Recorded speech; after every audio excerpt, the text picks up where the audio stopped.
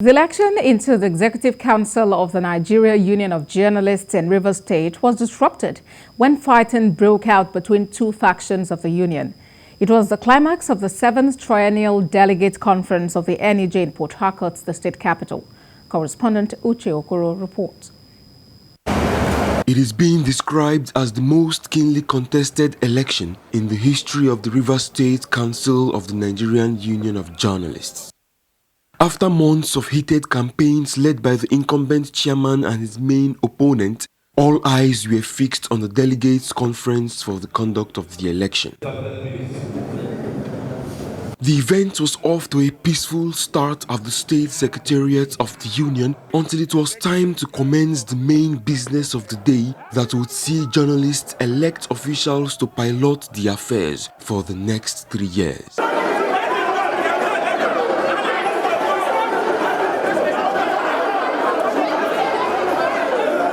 But members of one group who alleged that the exercise had been hijacked raised objections that resulted in a free-for-all.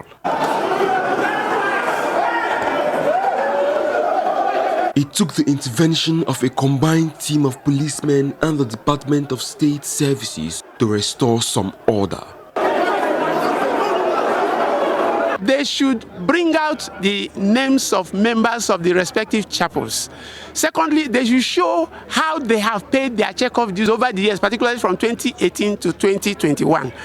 And then go ahead to display the names of these people in the council record that is here at Moscow Road and in all the chapels that make up the state council for claims and objections. As you and I speak, did they display one anywhere? They didn't. Just the day preceding this election, some of those people were still writing petition to the National Secretariat questioning the authenticity of the list. If they were not aware of the list, if they did not see the list, if they didn't see those who were on the list, so which petition were they writing? Against which list?